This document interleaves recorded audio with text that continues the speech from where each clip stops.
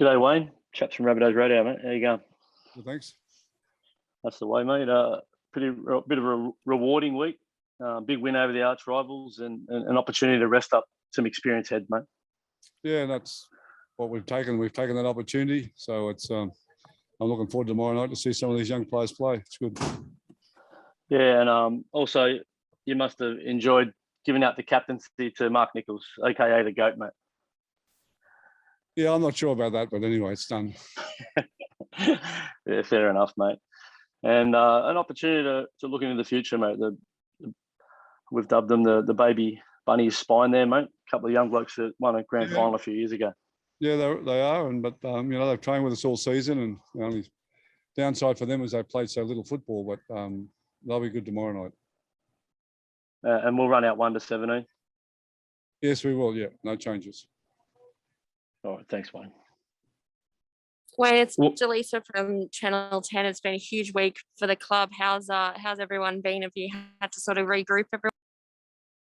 No, we wouldn't have to regroup, but we're all fine. Has it been a distraction with everything that's been going on? It's only a distraction if you let it be. I don't think anyone in the club has let it be a distraction to them.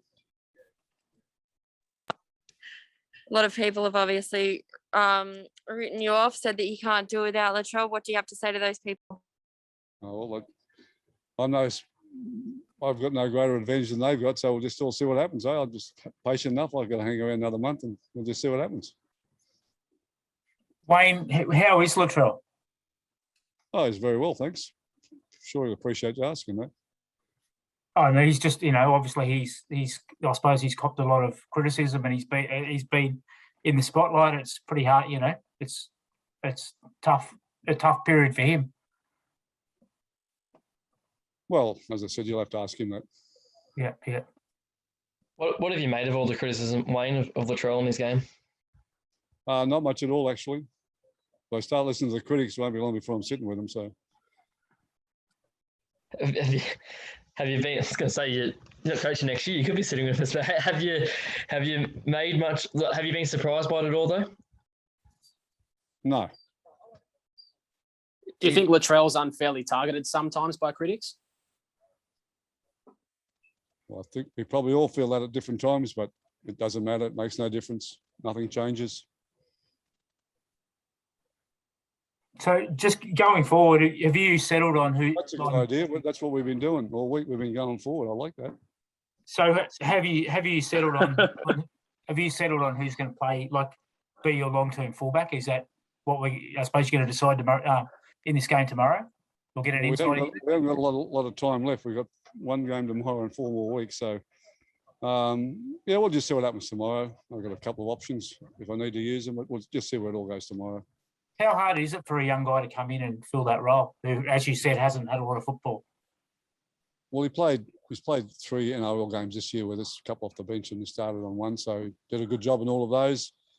If you're his age and you're not playing any football, you just love the fact that he's got the opportunity to play it. I'm sure that's how he feels, and he'll be wanting to do his best. And what about Benji? Obviously, is another player experienced player you've got there. Any thoughts about bringing him into the starting side, going forward, or when you're at full strength? Or well, your journeys never stop. I mean, we're just going to get through tomorrow night. We'll all be a lot wiser and make better decisions. And you want me to make them today, and long before we've even played the game. So why don't we just be patient, wait till tomorrow, and we'll see what unfolds. Can I just ask you one more before I let someone else have a go? Mark Nichols, it was touched on before. Just in terms of his future resolved, and obviously he's got the captaincy this week. I mean, he's had an enormous season. Yeah, he has. Well, he's one of the guys that you love coaching in your coaching career, that unsung heroes that just put their hand up and get the job done for you, and everybody in the team loves playing with him. So that's the greatest accolade you can get as a player, that your teammates want to play with you, regardless of what someone else may think of you, or regardless of what your stat you may be in the game or whatever, and they want to play with you. Wayne, last year when you didn't have Latrell for that long run into the finals, your attack changed a fair bit, just in the way that Cody and Adam linked up and Cody popped up in different places. Do you sort of see it going back to that way over the next month or however long you guys play for the rest of this season? Yeah, maybe. I don't know. I just need to see tomorrow how he handles it, how he plays the way we want to play. So, as I said, we'll all be a lot wiser tomorrow. Is he the kind of guy who can just fit into that kind of, like, I know he's not Latrell, but can he fit into the same structure that Latrell played and the same structure that you guys played if he's your number one going forward? Well, as I said, you're kind of missing the point this morning. I'm going to find out tomorrow. I've got to go to the game. I don't know what you're going to be doing tomorrow, but I've got to go to the game and find out whether it's going to work for us or not. So that's Wayne. Yeah. So Wayne, I hope you're well. I just want to ask about Latrell. Please, Is he? thanks. Good to hear. Worried about our welfare here today. That's very kind of you all. I always care about people's welfare. I'm a nice lady, Wayne. Thank you. I just want to ask about Latrell. Is he still with the bubble? Is he still in the group? Yes, no, he's been training with us this morning. Yeah, no, he's still well. He won't be going until our last game. Okay. And what sort of contribution are you hoping he'll make, while he's with the group? Well, he's particularly with our training, he's really influential there, and he'll be good around the group there, and particularly playing the role of the opposition as we do different drills and that. So no, it's important that he stays with us, and he wants to stay, and we want him to stay. So that's what's happening. Hey Wayne, on a different note, mate. Des Hasler was suggesting this morning that that the offside become a lot, 10 metres become a lot skinnier, and obviously we're seeing a lot less set restarts called. Have you got a view on that? Have you noticed that happen in the last month or so? I would agree with that. Is that a good thing, do you think? Like, we're seeing too many set restarts, or do they still need to keep on top of the offsides properly? Well, whether it's good or bad or indifferent, that's what it is right now, and that's what's happening. And I got to assume when the finals get around, it'll even get further down the track, because they're all worried about giving away penalties, and they're all worried about those type of stats. So I watched the last I don't know how many final series I've watched, but I'm telling you, it's going to be different. Does it? I guess you prepare for that, right? Because you, like you say, that happens every year, or does it make it a bit trickier to prepare for when you're not sure what kind of game you're going to get? Because no, you don't. Look, the best thing I do is not worry about the referees. So they'll do their job. They'll do it the way they think they've got to do it, and they've got a lot of people helping them. So as I said, Des's observation is 100% right, and as I said, my observation about what happens in the playoffs is pretty much on the money as well. Gotcha. Thanks, mate. Yeah, Wayne, Steve Maven, Rabbitohs Radio. Just on Lockie Ilias, he's playing with one of his idols, Benji Marshall, in the halves. It's a bit of a dream debut for him.